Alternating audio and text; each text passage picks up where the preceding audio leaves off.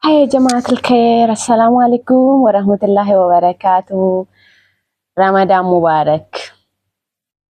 Asuma jenna mitiire yeroo Ramadaana waan ta'eefi qimamochii keessattuu baga Rabbii Ramadaana kanaan isin ga'e isiniin jedha. Kana yoo jedhu nama kan biraatiin akka hin geenye barbaade osoo hin taane hunduma keenyayyuu baga Ramadaana waggaa guutuutti nu deebise. Ramadaanni bara kanaa kan milkii, kan gammachuu, kan badhaadhinaa, kan guddinaa nuuf haa ta'u. Baga ittiin isin ga'e ammas deebi'eetiniin baga ittiin isin ga'e baga ittiin nu ga'e. Waggaa gammachuu guddaatu natti dhaga'ama. Ramadaana bara kanaa ga'uudhaaf kan bara kanaa salaamiin akkuma nuun gahe nagaan akka nuun gaheetiniin jedhee waggaa guutuu inshaallah rabbitti nu haa deebisu jenneetiniini abdii guutuu fi du'aayii gochaa eeguudha. Gaayis abaayaan irraan bareedu dhugaa abaayaa koo isin agarsiisu qoyme isin agarsiisa dhaabbadhee isin agarsiisa dhugaa rabbi ayaamirin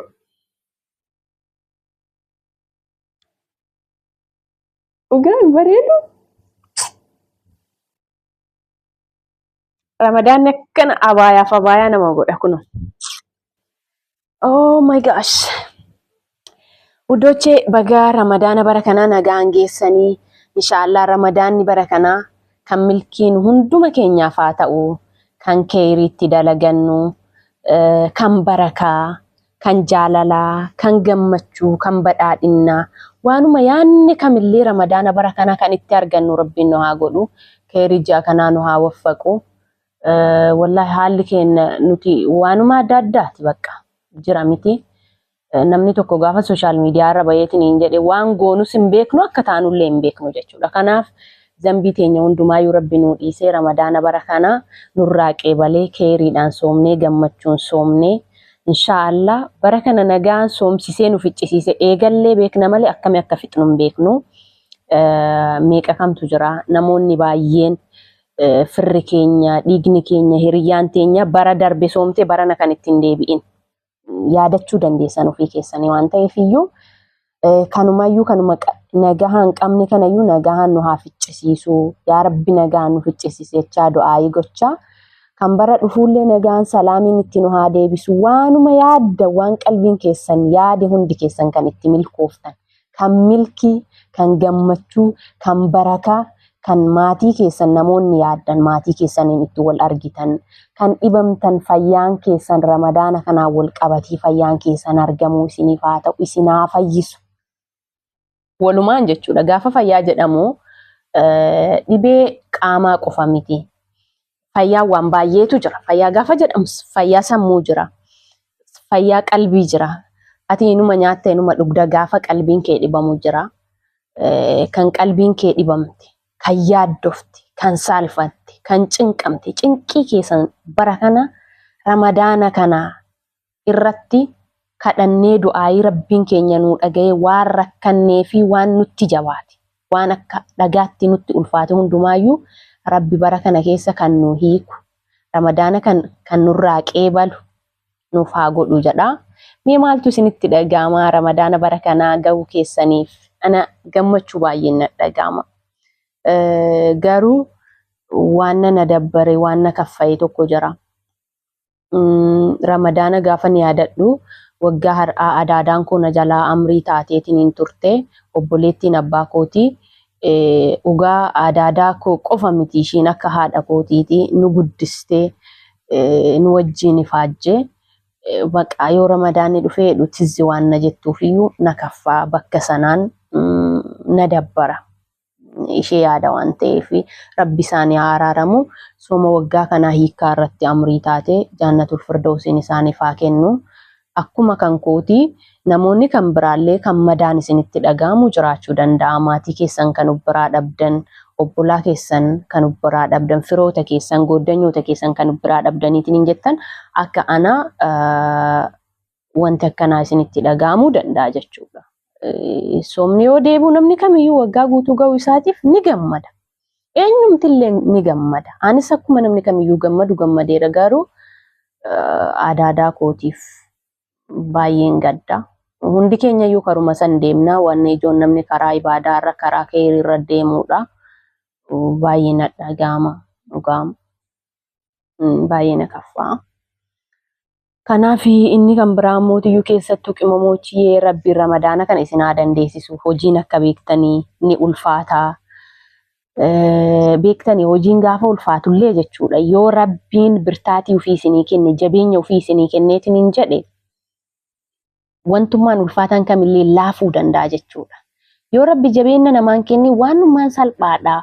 Hin haphataa hin ulfaatu jedhanillee namatti ulfaatu danda'a. Kanaafiyyuu abdii keessan hin kutina jabaadhaa namni akka keessanii hin jiru qimamootaaf jedha kana yoo jedhu jechuudha. Namni akka keessanii hin jiru dhugaa rabbi maaliif yoo jettan ofii keessanii dadhabaa humni keessan isin dadhabaa obbolaa keessan qarqaaruuf abbaa keessan qarqaaruuf haadha keessan qarqaaruuf obbolaa keessan barsiisuuf kan dafqa keessan jiksitaniitiin hin ganzaba fiddanii akka qallaalikka dhufee miti.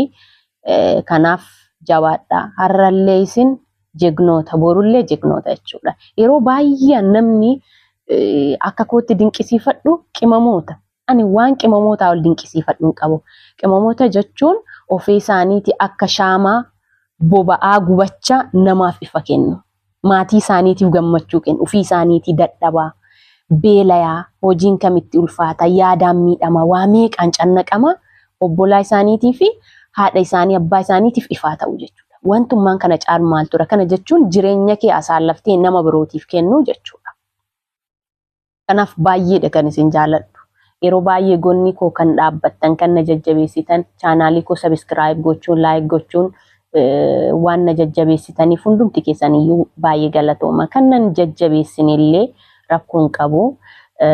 Akka tasaa taatanii namoonni natti mufattan jiraattan baay'ee namaanillee walitti illee dhiyaadhu namaanillee walloleellee hin qabu. Hin beekamu waan ta'eef namni natti mufattan hoo jiraattan beekeellee isin miidhee osoo hin beekin iyyuu isin miidhee yookiin jechaan yookiin gochaan kan isin miidhee yoo jiraateetiin hin jedhee akka dhiifama naaf gootan asumaan dhiifama isin gaafadha dhugaa rabbiif jecha an dhiifama isinii godheera namoonni namiitan yoo jiraattan rabbiif jecha ramadaana kanaaf jecha qeebaltii ramadaana kanaatiif barakaa ramadaana kanaatiif ulfaatina keessummaa guddaa kanaatiif jecha an dhiifama isinii godheera rabbiif jecha jechuudha. Kanaafi namoonni natti akka tasaa taatanii mufattan yookiin isin miidhe jechaanis gochaanis ta'uu danda'a dhiifama naaf godhaa isiniin jechuu barbaadaa iyyuu inshallah ramadaana kana qimamoonni kan waggaa dheeraa teessan ta'uu danda'a 7-8 ta'uu danda'a 5-6 ta'uu danda'a waggaan tokko iyyuu nama miti jechuudha. Isinii tasaa akka waan yaaddan hundi isiniif ta'e kan maatii keessaniin galtanii wal agartanii gammaddan waggaa hadhaan mootiyyuu kan yaanni keessan hundi isinii guutame isinii tasaa akka gammachuun kan itti wajjin deebinu rabbiin nu haa taasisu. Waggaa akkamitti akka gammadeeru hin beeku. Iddeetaa amma sooma kana keessa akka kana dura yeroo hundumaayyuu hin eeyyamamu.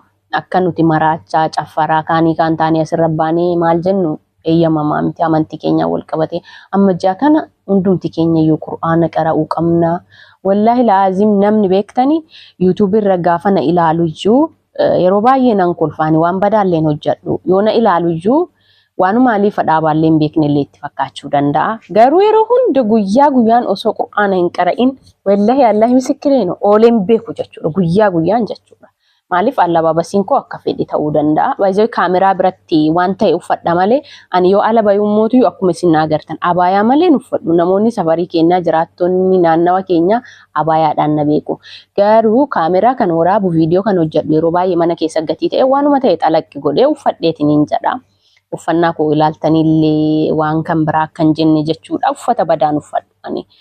Kanaafi namoonni qur'aana beektaniitiin hin jettan qur'aana qara'uun hammuma dandeessan jechuudha. Keerii dalagachuudhaan ibaadaa waan jedhamutu jira waan ta'eef hundumti keenya yoo haguma dandeenye yoo dandeenye safaama takka illee guyyaa guyyatti yoo qaraaneetiin hin oolle hojiidhaaf yeroon argachuu dhabuu dandeessanii haa ta'u safaama takka illee gimmaashuma safaallee yoo taateetiin hin jette qara'uu qabna rabbii keenya kadhachuu qabna waan dadhabni waan keessi keenya itti dhibameetiin hin jedhe harka keenya rabbii keenya jala qabanne akka nuu hiiku akka nuuf kennu akka deebii nuuf deebisu halkanii guyyaa isatti boonnee keessummaa kana keessummaa waggaa malee hin deebi'u kan barana darbe bara dhufu hin deebi'u kan bara dhufu ramadaana haaraa malee ramadaana bara kanaa miti. Wanni darbe hin deebi'u waan ta'eef ji'aa tokko jechuun waan guddaa miti.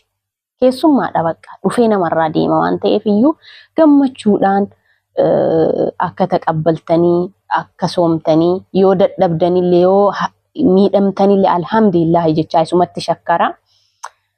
Kan wajjiin salaamiin nu hiiksisu, nagaan nu hiiksisu, gammachuun nu hiiksisu rabbi nuuf haa godhu. Kanaaf nagaan oolaa isiniin jechuu barbaada. Abaayaa koo jaalattanii isin agarsiiseen ture miti. Abaayaan koo kana fakkaata. Ashi. Kanaaf nagaan oolaa isin jaalladha.